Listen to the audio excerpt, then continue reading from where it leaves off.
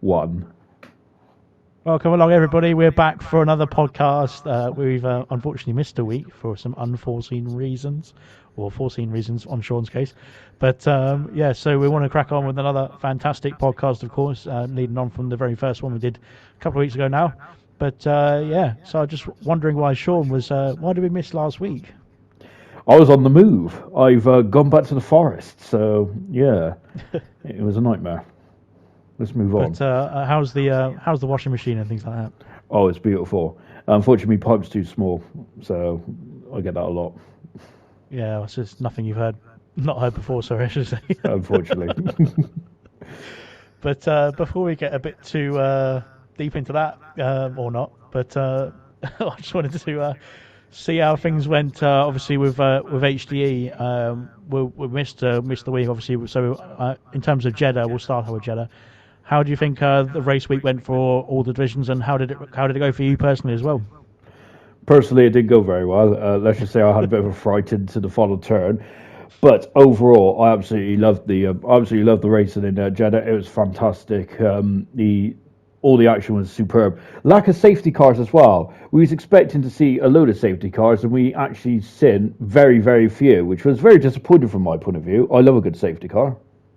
Well, it wasn't that amazing in terms of the lack of safety cars. I think it was Division 4 that I was commentating on, but overall, I think, like you said, compared to real life, even I think it was a lot better than expected. So yeah, it was good to see you guys having a good race around Jeddah, and of course, like I said, first time HGE's raced around that circuit as well. So yeah, I think everyone did a great show.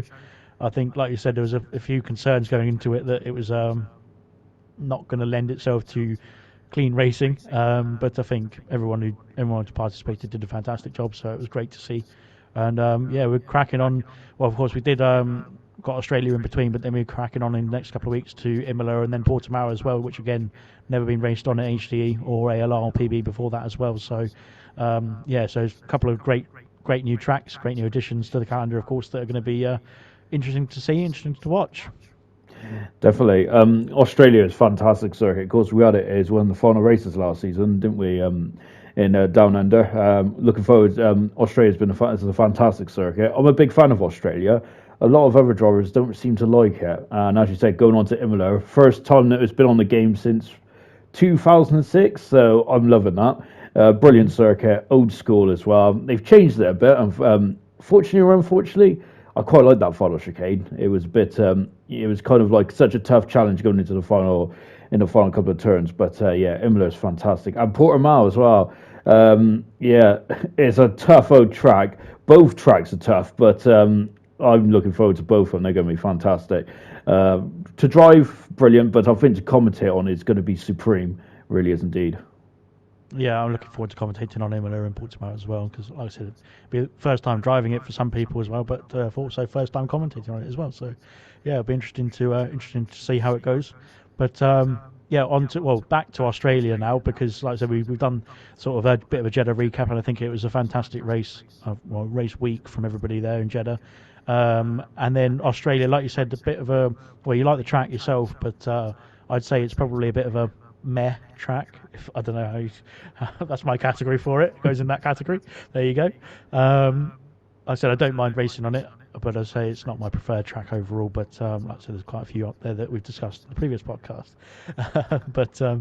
but yeah. So although it is slightly a street track, isn't it? So technically, it should fall into my favourites category. But yeah. So like I said, I think Australia in the game, racing it, has become a bit more difficult than the last game because of the curbs, and I think they tend to throw you off into a wall quite easily. So, how are you feeling when you took to the track? I was feeling quite confident, to be honest. It's the only track on the game where I actually feel like I'm decent at. So, it went quite well.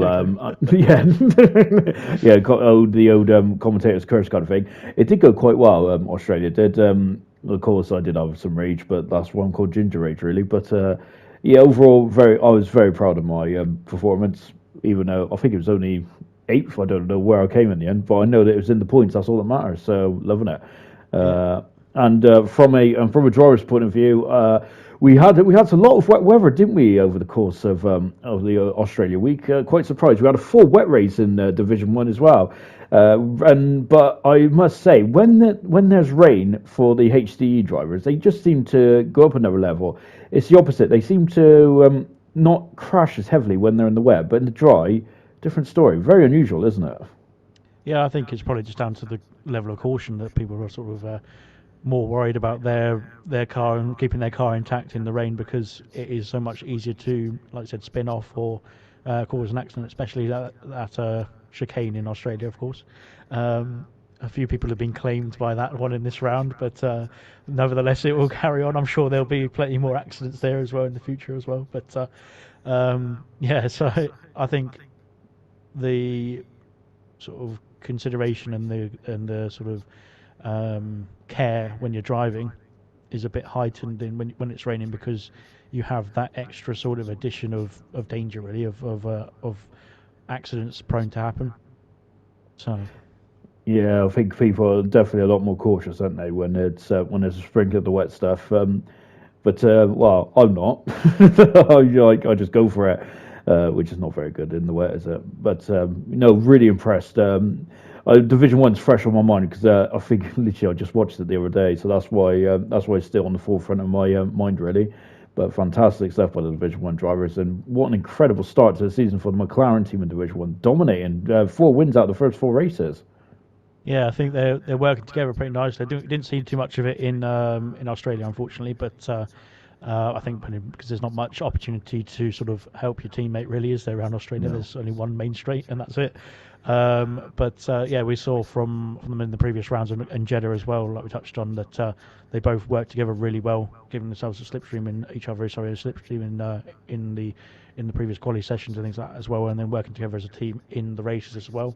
And yeah, I think we've seen a couple of other teams do that as well, and it's really paying off. And I think, like I said, for the McLaren guys, especially in Division One, but I think in I can't remember which division it is now, but we've seen Andam and Ramsell in the Aston Martin as well. I think it's Division 4 working together pretty nicely. Well, I've seen them because I've been commentating on them as well, but that's where they came into my memory from. So so yeah, we've seen them working together really well in the quali as well, working together and then doing contra strategies and things like that, so that they don't trip over each other in the races and things like that as well. So yeah, it pays off, and like you said, you can see that from the standings as well.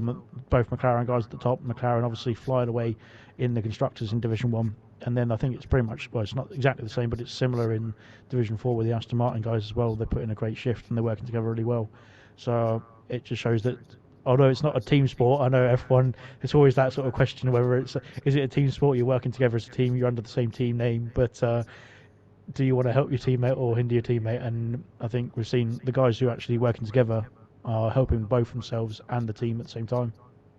The question is, will that continue? Because at the moment, both Blades and Danger Times are flying at the top of the Division 1 standards at the moment.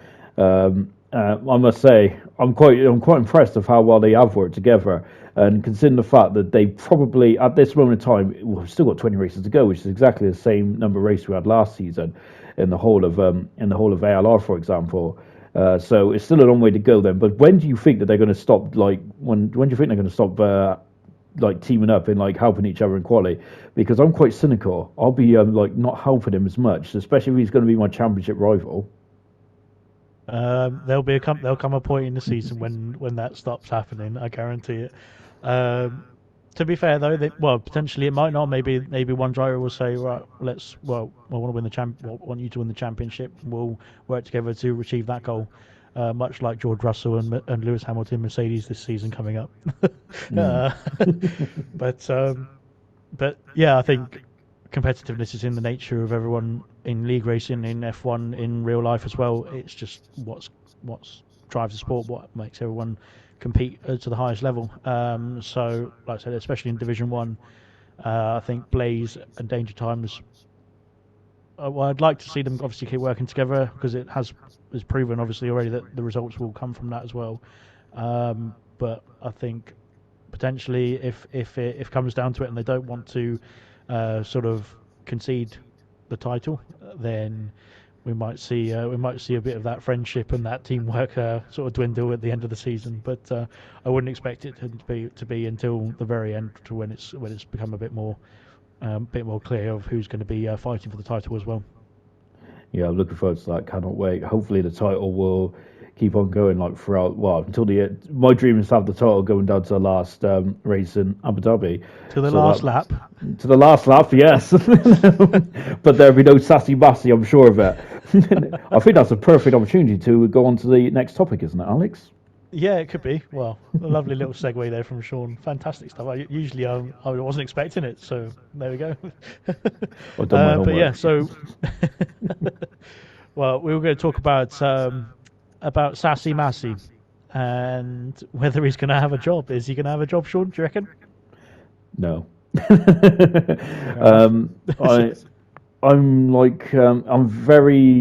I feel sorry for him in a way, because I think we touched on it in the last podcast potentially. I think I've touched on it somewhere.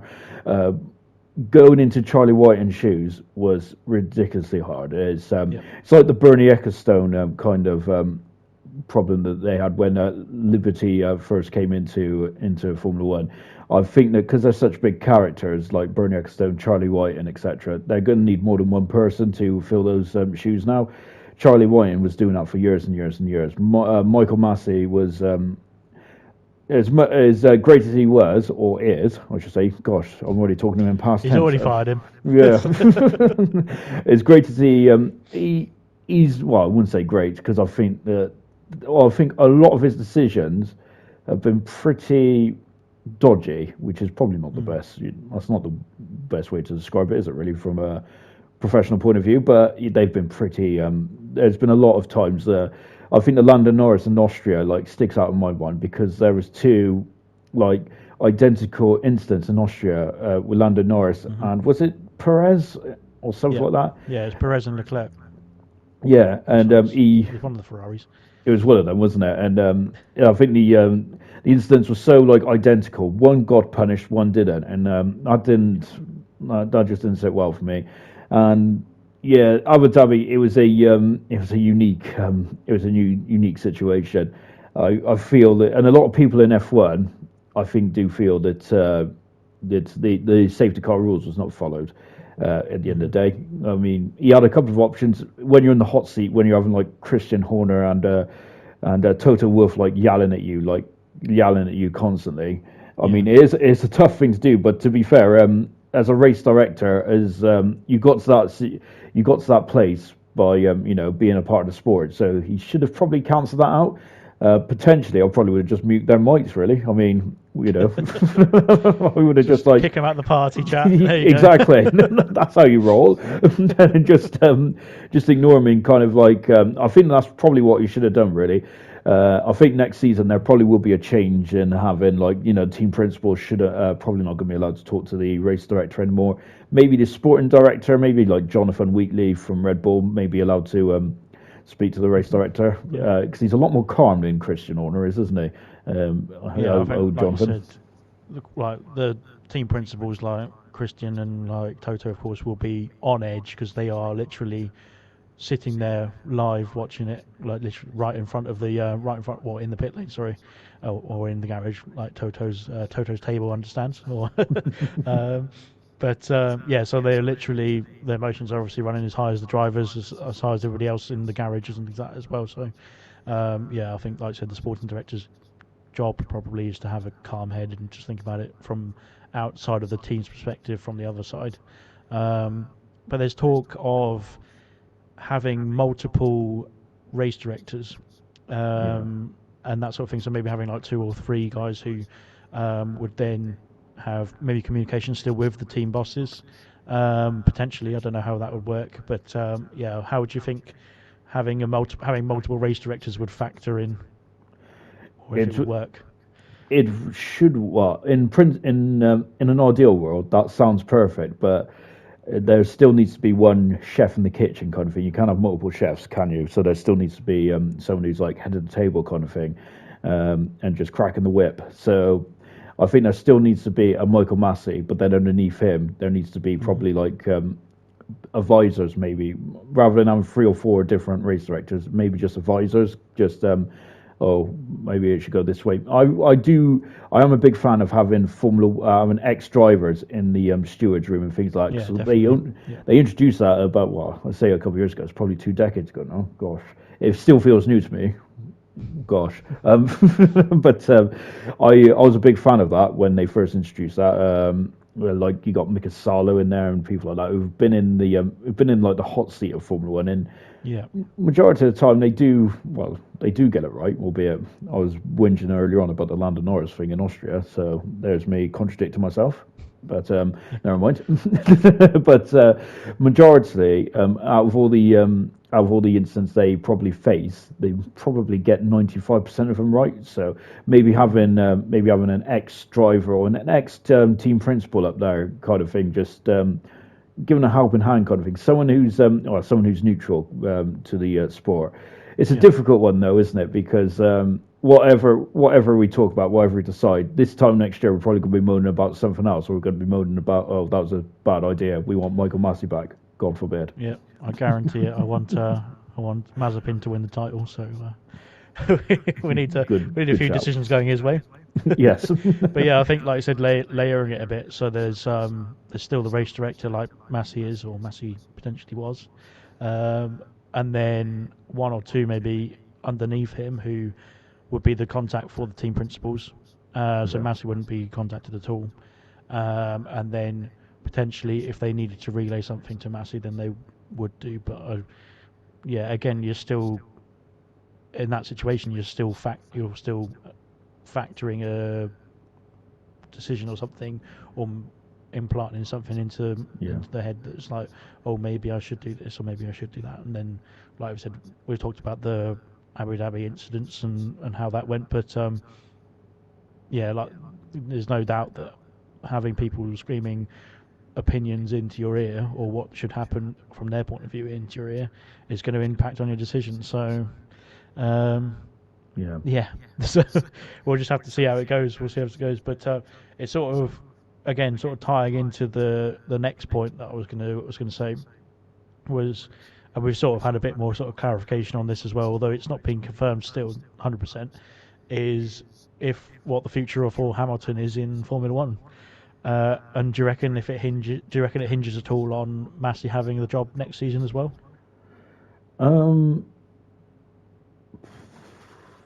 I can't see him not racing. Whatever happens, I can't see him not racing.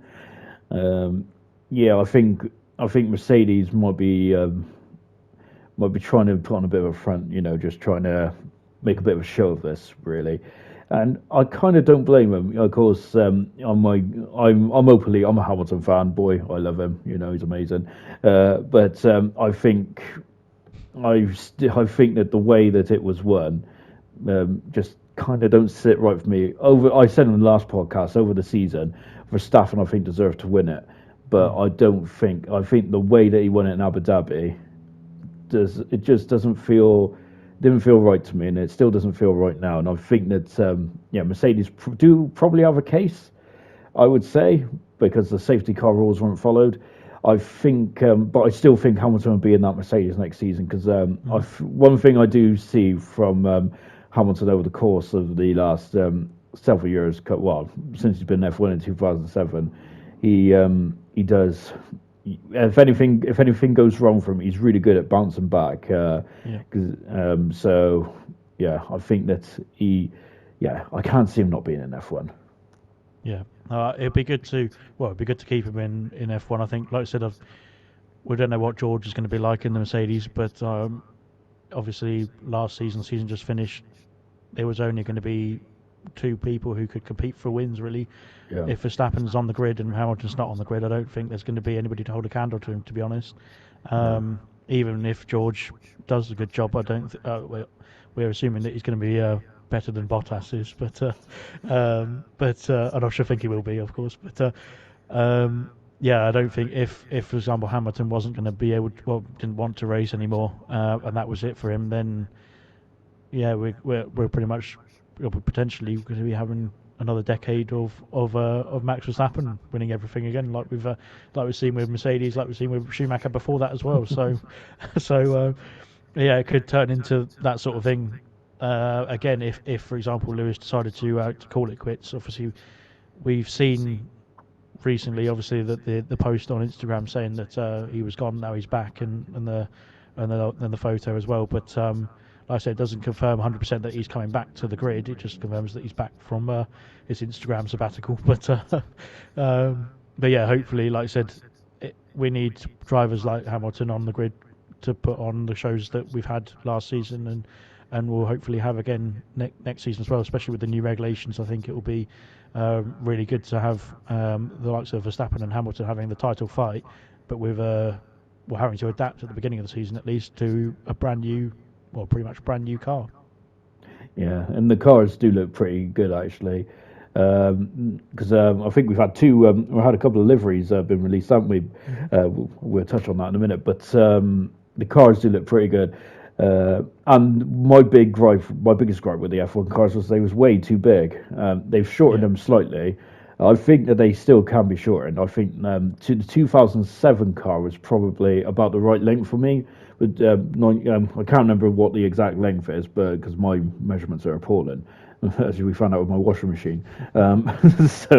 Yeah. But I think that the cars are probably still, in my opinion, a bit too long.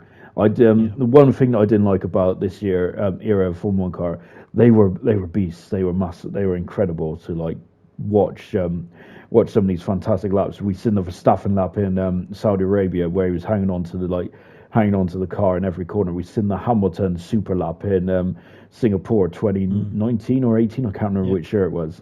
That was a supreme lap. We've seen so many incredible laps in these machines.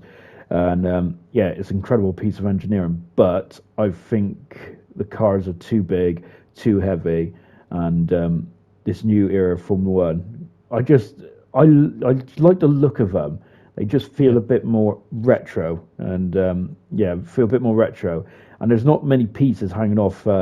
Well, then as bad as I think 2008, wasn't it? Where there was all kinds of gizmos and gadgets on the cars. Goodness me, it looked like a washing line, didn't it? With the amount of things hanging off. That's what we're using it for. Yes. Just put your washing on it, and then drive it around the track for a lap or two. You'll be right. I've got to say, that would really dry the washing, wouldn't it? That would be fantastic. So long as it wouldn't get stuck in the radiator, and then you just blow your engine up. But don't tell Jansen Button about that. I think he got something stuck in his radiator in Monaco, didn't he? I can't remember that far back.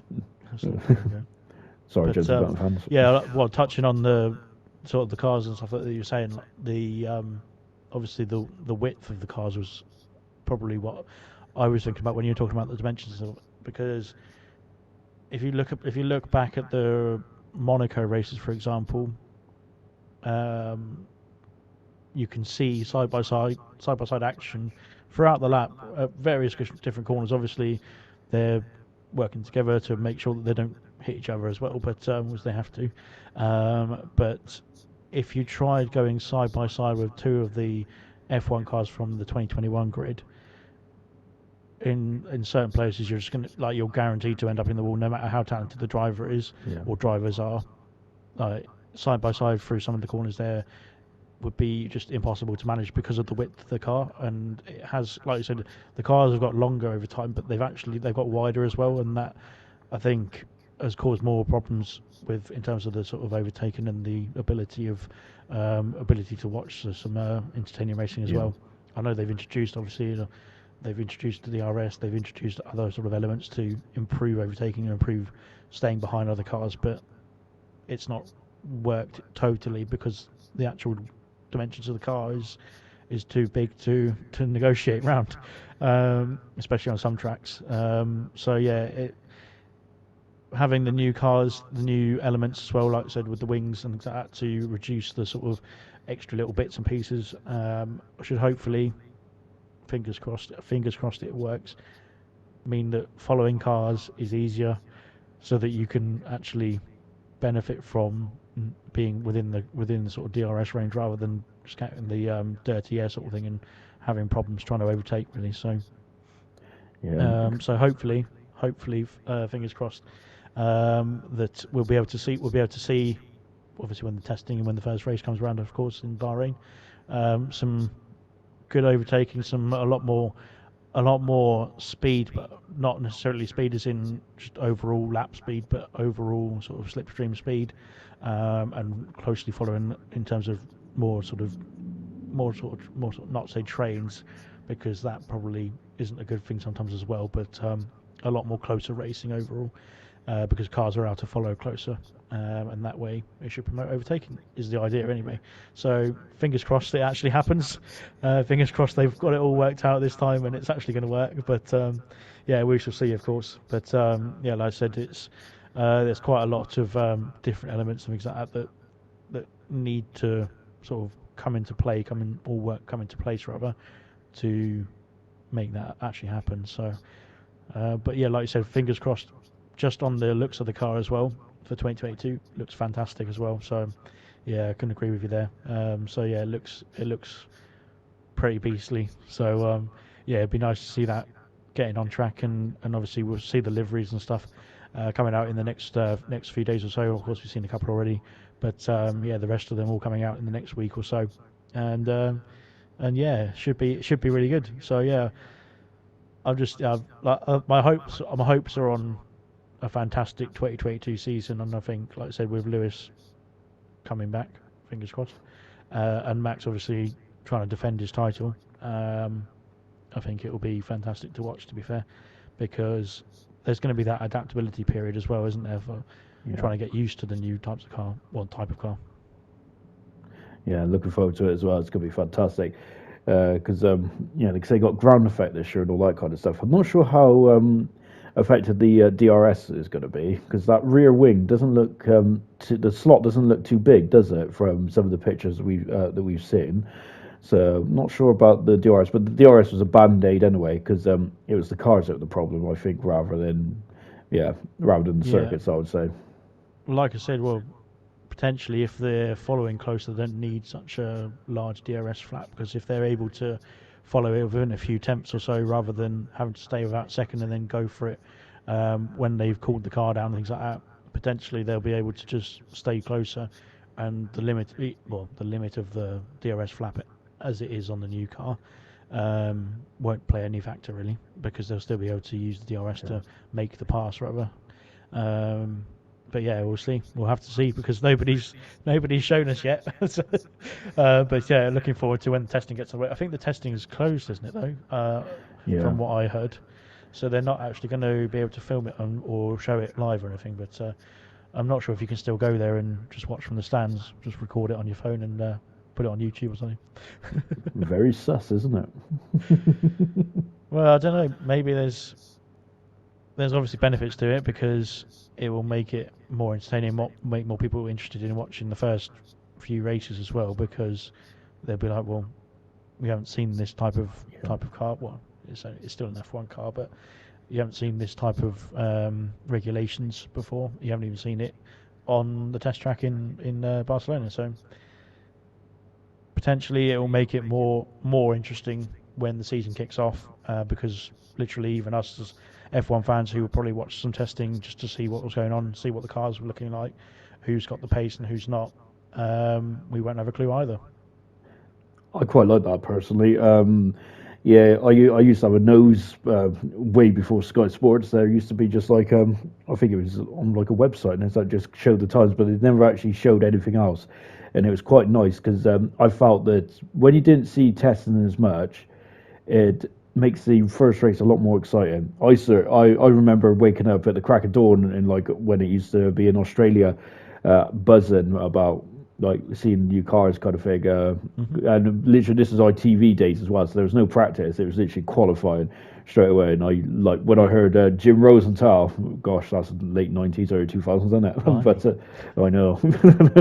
I think it was 2000 actually, I remember really like buzzing about it, because literally nothing about tests at all, and I was so looking forward to seeing what the Jaguar could do. Unfortunately, that didn't go too well, did it? But never mind. Nice livery. It was a beautiful livery. I love the green, and that's why I'm so happy that Aston Martin's back as well. They need more colours, though. I keep harping on about this. I'm fed up with the blue. Yeah, I agree. Yeah. We need the well, unfortunately, Alpine won't bring the yellow back, but we need the yellow, the pinks, Yeah. and whatnot back. But well, there's talk actually of with BWT, the sponsor, going to Alpine potentially, and then them having a pink car or a partly pink car, so potentially. So, yeah, how would you feel about a blue and pink car? I love it. I miss the pink Force India / Racing Point. It's my favorite car. Now just like I don't really know what my favorite car is at the moment in F1. Actually, no, it's the AlphaTauri. I like it. But in terms of looks, yeah, I like bright colors. As you can tell, my shirt. I like pink and all kind of stuff like that. So yeah, bring back the pinks, bring back the yellows, bring back the bright greens. I love it. Purple. Brilliant stuff. Yeah, well, and the purple. Yeah, and the purple. Yeah, well, like you said, I know you've said it commentating on the game, but in real life as well, even on like the track maps and stuff, when they're showing it in real life, you're like, well, is that an Alpine or Williams? What type of car is it? Because it's even in the game, it's much more difficult, isn't it? I mean, trying to find out whether that's an Alpine or a Williams, unless you are looking at it, you won't know based on the track map. And then you've got the Red Bull and the Mercedes added in there as well, just for a bit of extra confusion. So yeah, it's nicer when the livery side of things, I think, has a bit more variation than what it's got on the 2021 grid, anyway, on the current game as well. But yeah, potentially we'll see what changes come afoot. Of course, we have had the lovely Haas livery released. What's your thoughts on the lovely Haas livery then? Sean, your face didn't suggest that you were a fan. To be fair, I don't mind the Haas livery. I mean, behind it, there's a lot of political stuff behind it, but I'm not going to go into that because that's for a different day. Yeah, none of that. I didn't mind the Haas car, to be fair, and there is a difference, a very minute one. I think the lines on the side. I think the lines on the side. I think they go down and don't curve up as much. That's the only thing I think. Got it. Yeah. But I didn't expect much from Haas, to be fair. No disrespect to them, of course, but they have been working on this car for quite a numerous months. So I'm expecting bigger things for the Haas team rather than their launch. So I'm hoping that they'll be midfield this season rather than right at the back. But the livery. Yeah, well, I'm putting all my eggs into Gunter Steiner's basket. I believe in the man. Good stuff. Yeah. Well, you can believe in Gunter. Yeah. So, well, like I said, for me personally, I know you've said there was a little bit of change, but there's not much change at all, really, is there, in terms of what we saw last season? Or we didn't see much of it last season because it was always too far at the back, and we never got any TV time, did it? But unless Mazepin was spinning. But yeah, like I said, I like there's elements to the livery. If it wasn't political, like the reason for it was political, it would look really nice. It's nice to have just a nicer white car. I think so. We had the last white car I remember was the Brawn, which obviously didn't have many sponsors on it as well, things like that, which looked very sleek, very nice. Apart from when Virgin came along and put their logo on it. But yeah, I think having the white livery car, I said if it had, and there was I think there was conversation about it at the beginning of last season as well. They had the Russian colours on it, but if they did the national flag of each driver on it, if they were allowed that, I don't know if they were allowed that. I'm not sure. But if they could have the German colours in the same layout, same setting for Schumacher, for example, that would have been pretty cool, I think. Yeah, I think there's a grey area in that rule, isn't there? Because I think didn't BAR release two completely different livery cars, didn't they, in '99, and they got towed off quite badly, and then they had that horrible that's zip. That's probably why they didn't do it. They had that horrible zip, like it was half 555, half Lucky Strike sponsors. So half it was blue, half it was red and white. To be honest, I love the car. If that car was on F1 2021, I'll be driving it every week. But I love discussing cars and discussing football kits. It's brilliant. My favourite ever Chelsea kit, I think, was like that luminous yellow one. Gosh. Oh, I've got that. It's brilliant. Yeah, it's fantastic. You will never miss me in that. But And you can stay safe when you're out at night. exactly. Albeit my ginger hair does usually give off a glow. But I do quite like liveries that are a bit. Bleh. But yeah, with the I think that they have to be exact. They have to be more or less the same like color kind of thing. But I know that Schumacher has one in one on his car, doesn't he? Whilst Mazepin has his father's company, doesn't he, or something like that. This is where I'm not very good with the sponsors, but I'm sure it's something like that. But it's very one, and then it's Ural Kali, isn't it? Which is yeah. the Russian. Well, it's the Mazepin company from Russia, as they are. So, it would be not again. But then you'd get other teams probably trying to do sort of elements as well like that, and maybe potentially if they allowed everybody to do it. I know there's only 10 teams on the grid, which is a shame because we need more. But if they started allowing everyone to do it, potentially it could get a bit over the top and a bit confusing potentially for the likes of us, for commentators. But for good old Martin Brundle, who's trying his best, and Crofty, who can't get a name right anyway. So so he's got absolutely no hope if the livery's wrong as well. So well, potentially actually, if they're personalised or semi sort of personalised liveries, then Crofty might have a chance. You never know. Possibly. Yeah, like I said, it would be, the Haas livery. Like I said, it's got the ability. I think if they were allowed to do that sort of customised sort of with the national flags as well, I think it would look pretty cool. But yeah, I said I don't see much difference. I know you said there's a bit of difference for the Haas livery now, but I don't see any difference really to be from the previous one. So, yeah, you think there's some guys sitting there being paid loads of money every year to design the next year's livery, and they're just like, well, if we move this line a tiny little bit, but keep everything else the same, colour scheme the same, everything else the same, that should be good. And then they're like, yep, I'll take my paycheck now. Thanks for that. Yeah, I'm quite surprised that not all liveries that they don't change them up a bit, because you do get more publicity when you have like a bit of a change in livery. So I know McLaren had a lot of publicity when they decided to bring the orange back, or sorry, the papaya orange back. There was a lot more. There was also a lot of buzz when they brought in the that West livery in '97, because they had the Spice Girls singing, didn't they? I love the Spice Girls. I had a Sky Electrics car of the West, well, the West McLaren. It was when Kimi and was it Hakkinen? I can't remember who it was who were racing for them. But yeah, I had the Sky Electrics cars of them. So when I was a little kid. So yeah, that was yeah, pretty fun. I think it was.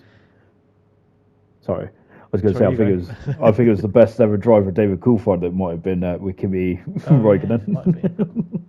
The man. Yeah, that's true. No, I think it might have been when Hakkinen was with him. Oh, might have been Coulthard and Hakkinen then. Yeah, maybe it was that. Yeah, but either way, I'm getting mixed up from a long time ago. But all of the Finns and then the Scottish person. But yeah, so yeah, like I said, I think the changes we've seen in over the time in the liveries and things like that have been like are pretty good. McLaren, I'd probably say have done the most of them really, and I think each time it's been completely different, but it's improved.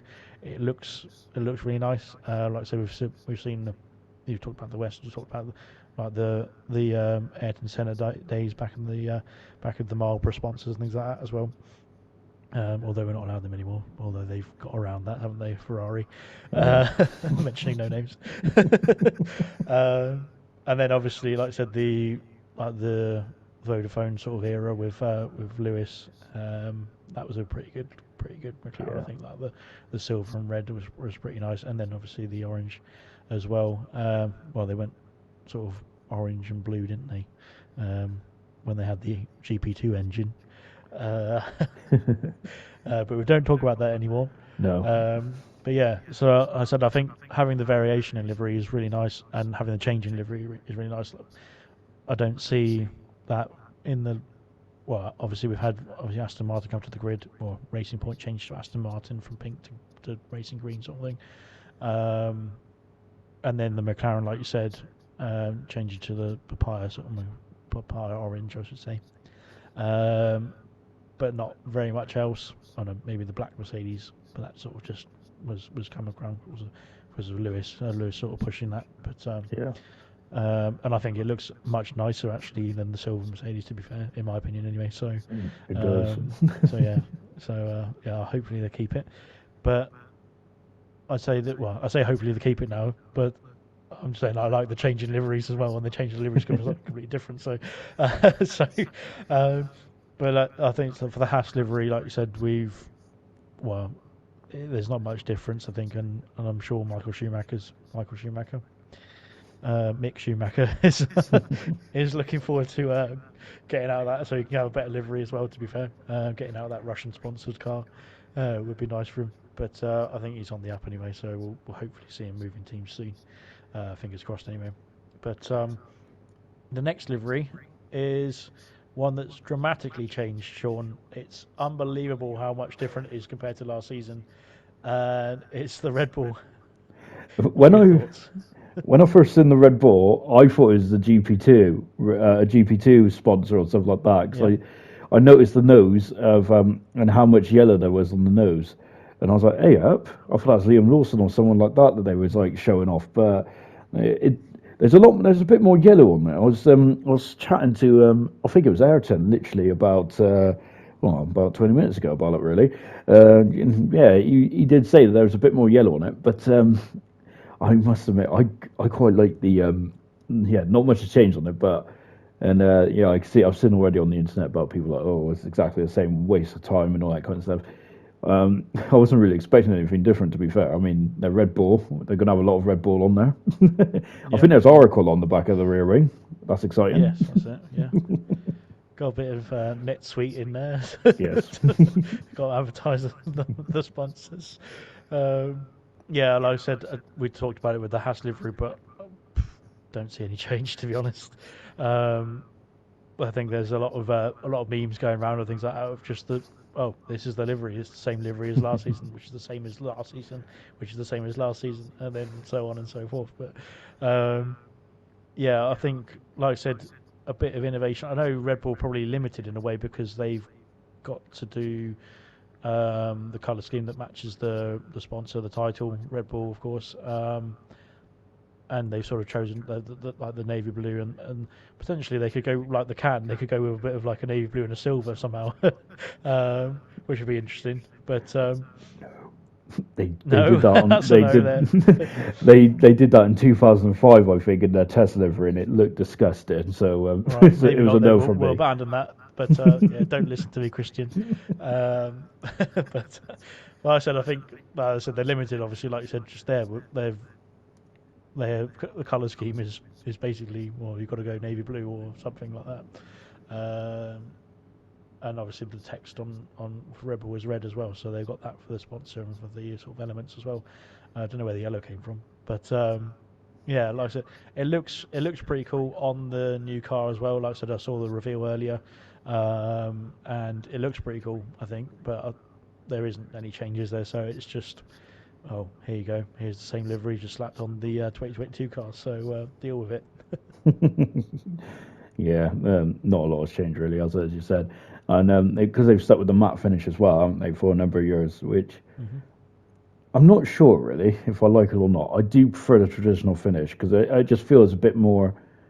It looks a bit more epic under the lights, don't it? I don't. The way the Red Bull looks under the lights compared to a Mercedes, it's not as flattering, I don't think. But yeah, I'm going down a tangent here, and I like the matte color. Like I said, probably just for like looking at the car physically, but then like I said, when it's actually on track racing, especially in night races, like you said with Bahrain, Singapore, etc., then the traditional sort of shiny paint works better, looks a bit better, doesn't it? So, but we shall see, because we've got at the time of recording this, we've obviously got Aston Martin and McLaren to come soon. Tomorrow I think it is. and then we've got the rest of the teams the following week. So we'll see how that goes, because of course they've got a weekend break. Don't want to release any liveries over the weekend because it's too difficult. But so yeah, we've got Aston Martin and McLaren to come soon. Is Williams is still to be confirmed, isn't it? Or have they got a date in mind now? I'm sure it's still TBC when I was having a little nosy earlier on. Okay. Well, by the time this comes out, hopefully they've sorted themselves out and done a design on paint or something, so they can get at least something on the car. So, or we could get Sean to design it for them if win a petition to design the livery. Well, Lando's done it for his helmet. Yeah. But yeah, so we'll see how that goes. But we'll, like I said, we'll probably do another one, and we'll talk about the other liveries and things like that when they come out as well, so that we can have a nice chat about how green the Aston Martin livery will be. I'm quite sure it will be pretty much identical to what it is at the moment, but yeah, we'll see. Hopefully we'll have some changes with the 8 cars that are coming up, of course. Like I said, Williams did a bit of change actually last season compared to the previous season, so hopefully they got something up their sleeve, which is why they're being so slow about it. They're still trying to render it out, trying to sort it out. So, but yeah, we'll see what the rest of the liveries can sort of will throw up when we see them next week or so. But yeah, we'll pop that into the next one probably. But yeah, the next sort of tangent. I was going to say topic, but yeah, it was a tangent really, isn't it? I've got a few little questions for you, Sean. Uh-oh. So it's just going to be one word, or it's going to be one element of Formula One. Okay. And you've got to say whether you like it or don't like it and why. It could be anything. So it could be a driver, it could be a car, a track, or something like that. So we'll see how it goes. So the first one is the first one. Well, I'm just trying to figure out which one first. The first one I'll go with is David Coulthard. Legend. Yeah. Why? Because he crashed into the pit entry in Adelaide, Australia, and blew his second chance of winning. Well, I said my memory of him was racing his Skate Electrics car around, so that's where my memory of David came from. But yeah, it was like I said, a very talented driver, wasn't he? I think, like I said, he was a bit unfortunate in some cases, but yeah, it was a pleasure to watch him through the grid as well. And I think can't remember which game it was that he was in. The very first F1 game I picked up with him was like F1 2000. And I was racing as him as well, so yeah, memories of that a long time ago. Blimey, 22 years ago that was. Jeez. Gosh. Getting on a bit, Alex. Yeah, I think it's time to retire, isn't it? So that's the first one, David Coulthard, of course. The next one is the castle section. Hate it. This is right. I've already broken your rule. I'm not about one word, but no, sorry. Yeah, there's only going to be one word from me. Personally, driving it, I hate it. Watching drivers go through it, I love it because I'm evil. Unfortunately, Milan's got a bit of it's got a bit of a reputation around there, hasn't he? Is it Milan or P's that used to keep crashing around there? But yeah, unfortunately they've the list goes on. But it's a brilliant part of the track where you really see some of the drivers like pull out like half a second. You see in over like previous years, it's been incredible to watch.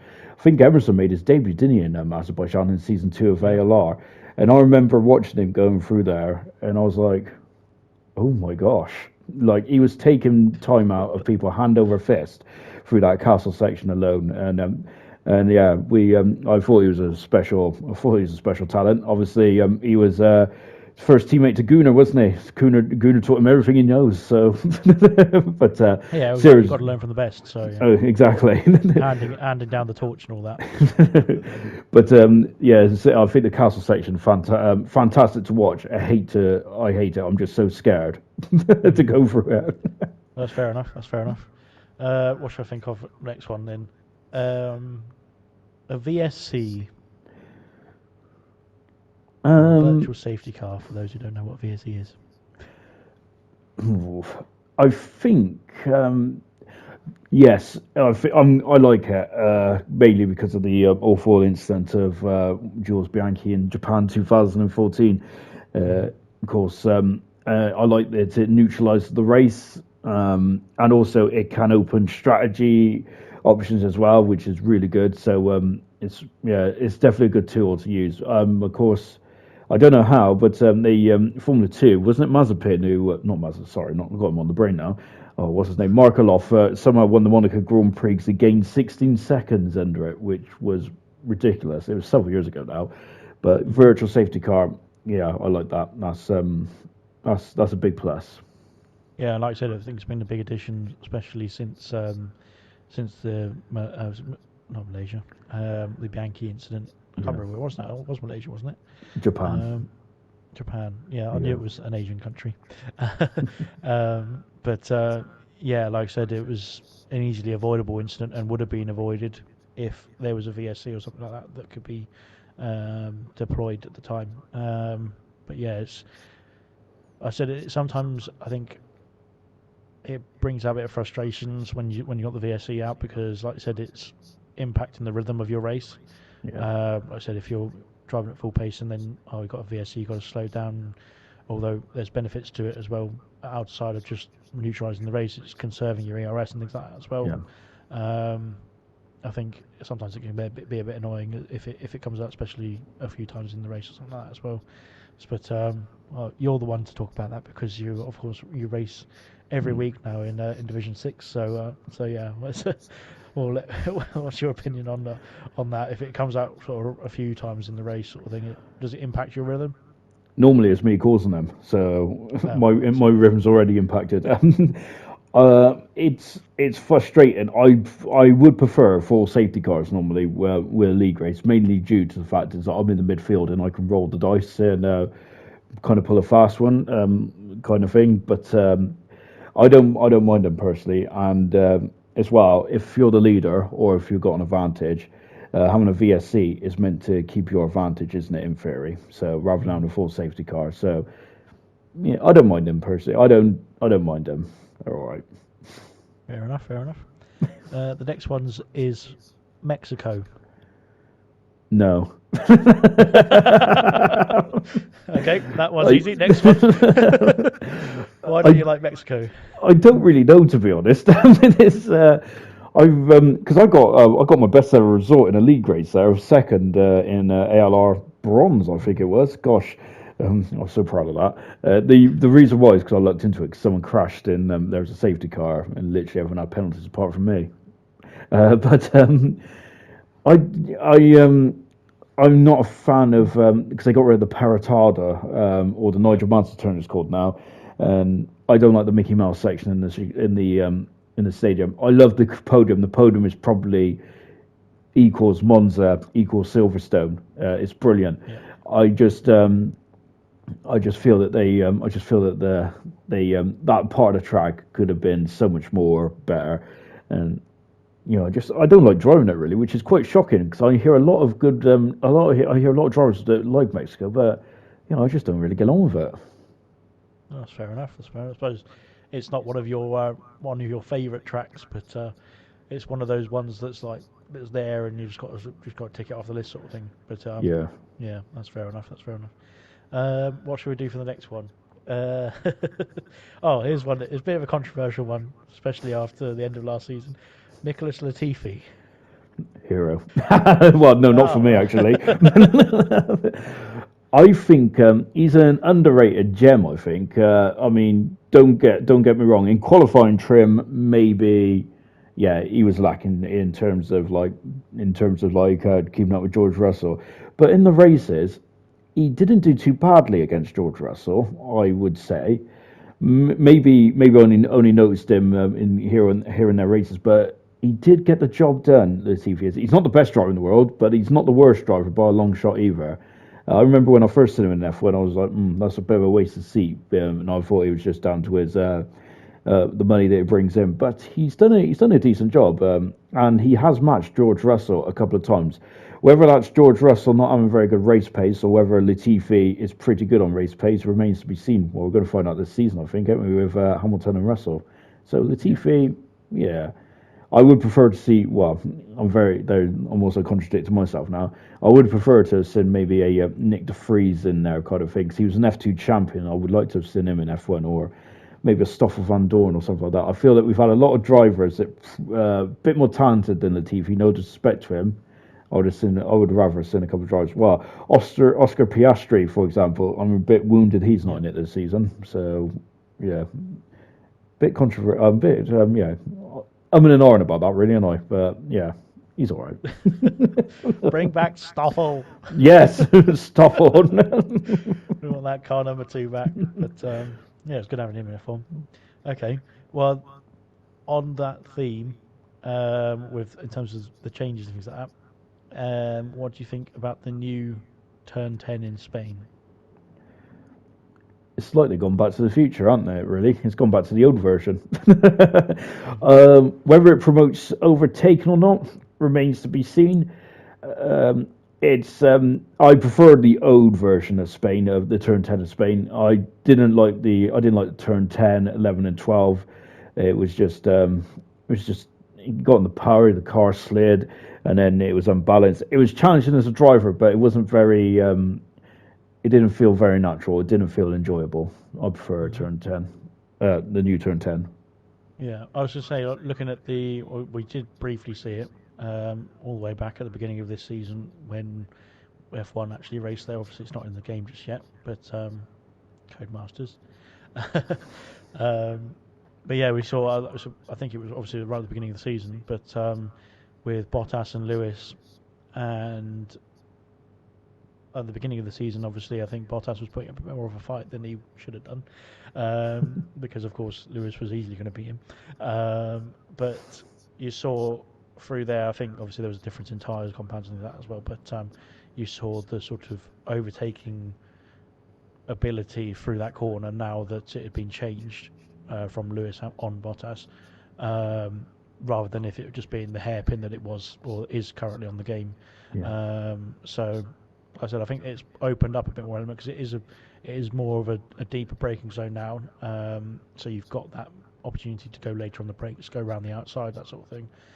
Whereas literally, if you did that in the previous sort of setup, if you went around the outside, you'd just end up going wide or something like that. But you lose the position anyway, so it wouldn't be worth trying to make the overtake around the outside. But like I said, now you've got that opportunity. So yeah, hopefully it promotes a bit more overtaking. And that's the idea behind it, isn't it, as well? So yeah, fingers crossed that, like I said, all these ideas that hope to promote overtaking actually work, please. And bring back the last two final corners of 13 and 14 before they added that chicane in Spain. Yes, but that won't promote overtaking. I think it'll make it a lot harder. But that's because I'm a hypocrite. Carry on. There we go. Okay.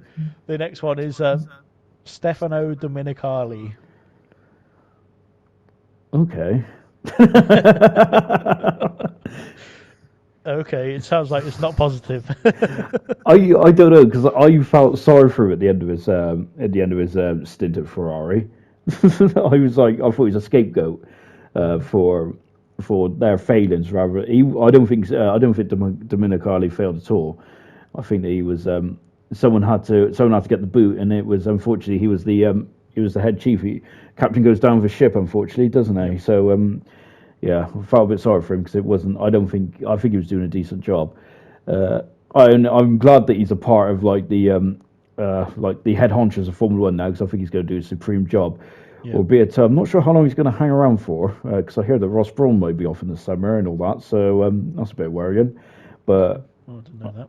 I think I've probably I may have made that up, because I love a good rumor. I love a good rumor, and it's probably not even the right source. So it's probably I probably got it from the BBC. So let's move on with that. But yes, I think he'll be good for Formula One, definitely. Yeah, I think wasn't that much of a fan of him in his Ferrari days because he was at Ferrari and supporting Lewis and Mercedes and things like that. But then now that he's got that sort of more governing role, looking after Formula One, and I think he can do a lot a lot to help that, and a lot more to help that as well, potentially as well. So yeah, we'll see how that goes. But yeah, fingers crossed he does a good job. Carries on doing a good job as well. To be fair. So the next one was going to be another driver. it was going to be it was the Italian Jesus, Antonio Giovinazzi. I'm wounded. He's gone. Yeah. He's done all right against Kimi Räikkönen, but has he done enough? Probably not. I think he's had 3 seasons of that Alfa Romeo now, and he hasn't. He's just been there, hasn't he? He's not really. He did start to show some performances towards the end of the season, but I think it was too little, too late by then, unfortunately. I was a big fan of Giovinazzi when he was in GP2 going against Pierre Gasly, because Pierre Gasly, I think it was 2016, I don't know, something like that. Pierre Gasly was like on a pedestal when he was in GP2, and Giovinazzi did a fantastic job against him. And then when he was the super sub for I think it was Verline, wasn't it, in 2017? He did all right in Australia. He did really well in Australia, but then unfortunately he crashed in China, which wasn't very good, was it? But never mind. Yeah, a bit of a strange one that, but no, good driver nonetheless. I think shame he's not on the grid, obviously for the next season. And last but not least, just to wrap it up, and I'll just need one word, please, Sean. Lewis Hamilton. Legend. Good stuff. There you go. Fantastic stuff indeed. Thanks very much for joining us on this lovely podcast. That'll do for today, but hopefully we're back next week, washing machines permitting. But we'll see. We'll keep you posted, of course. But yeah, thanks very much for joining us, and yeah, we'll see you next week.